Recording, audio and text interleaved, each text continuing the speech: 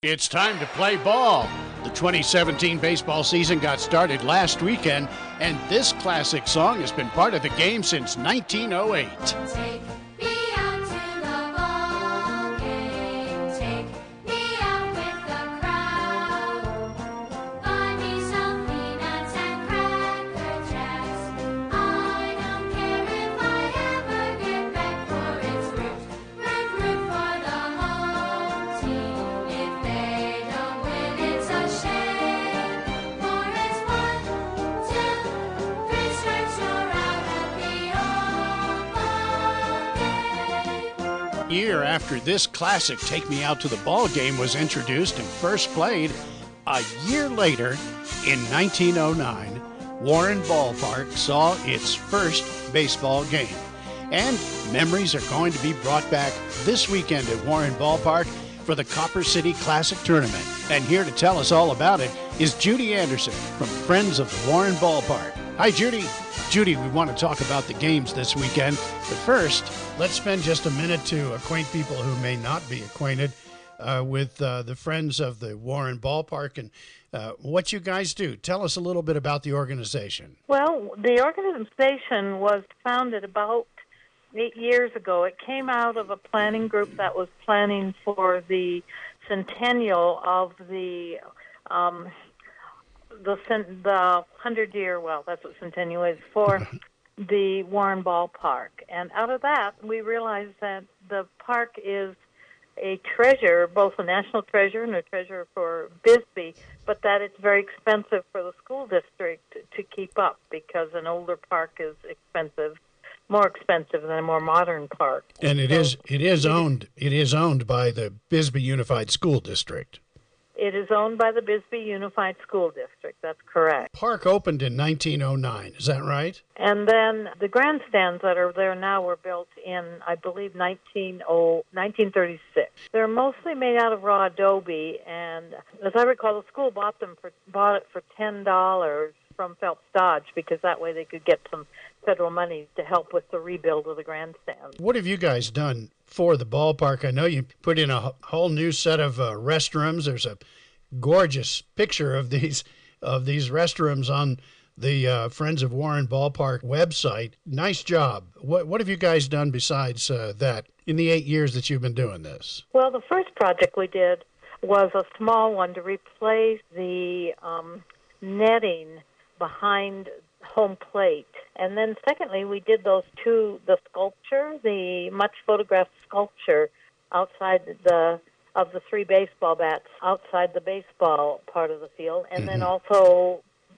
placed a sign on the football side. And we did that in cooperation with Cochise College, arts department and welding department. Just so people who aren't familiar with it, who may not live here that are listening to this ballpark serves as a baseball park, which it has been since the very beginning, and also Right. the whole outfield is used for high school football. Is that right? Right. It serves both as a football and baseball field, which is an unusual aspect of it. And from our research, it's the oldest multi-sport facility still in use in the United States. So we also put up, of course, as I'm sure you know, the scoreboard.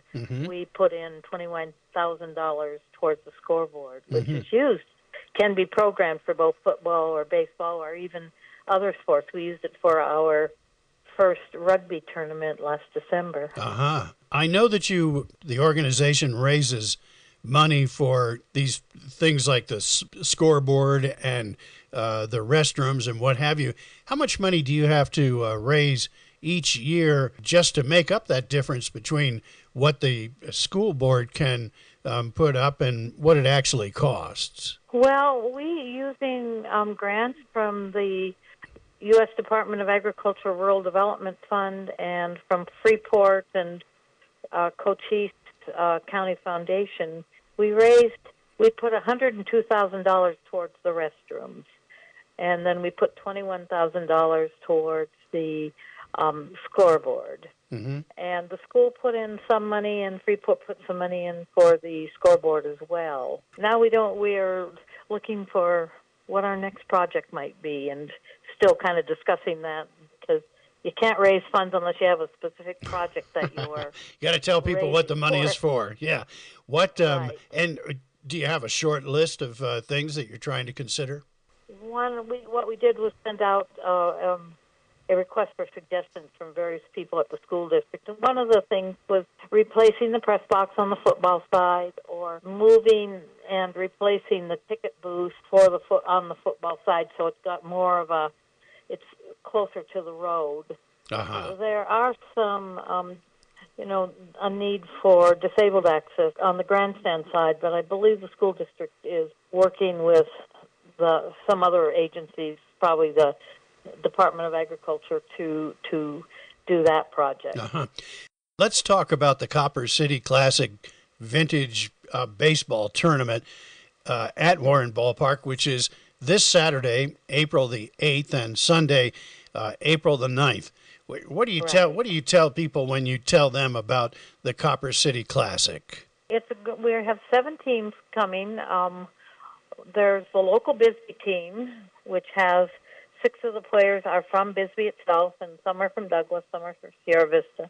And then we have 2 players from Tucson who used to live in Sierra Vista. So they dress in vintage uniforms dating from about 1860 through about 1912. And they play 7-inning games. There will be games all day. And they play with what's called a lemon peel ball, which is not quite, it's a little larger than a hard ball and not quite as hard. There's some differences in the rules. One of the funniest differences that people enjoy is that if you catch the ball on one bounce, that's an out. Uh-huh. So you can catch it not just on a fly. And for the most part, they don't use gloves. If someone uses a glove, it's very like a garden glove. Does being able to have that one bounce out, does that speed up the game a little bit?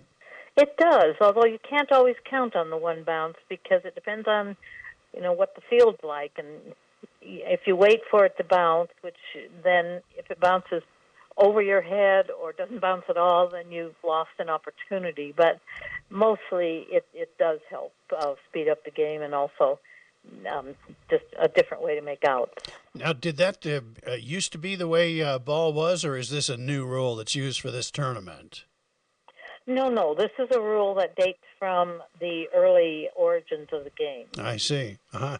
And to what extent are the games that people come to see at the Copper City Classic, how true are they to the old vintage rules? Well, we have an arbiter, and they're true to the old rules. And generally, in terms of the outfits or the uniforms that they wear, they're true to the rules too. One of the differences only is that the players are allowed to wear sunglasses because we're in Arizona and it's sunny. Oh, they didn't allow that back in the day. No, not in the old days. And we have women playing too, which I'm pretty sure was not allowed in those days. Probably either, didn't. Or not. Understand. Not frequent anyway. But where do all these uniforms come from? Well, there are some vintage baseball websites that you can order from, or we have ours made locally by a local seamstress. Shavella Silverstein has been making ours.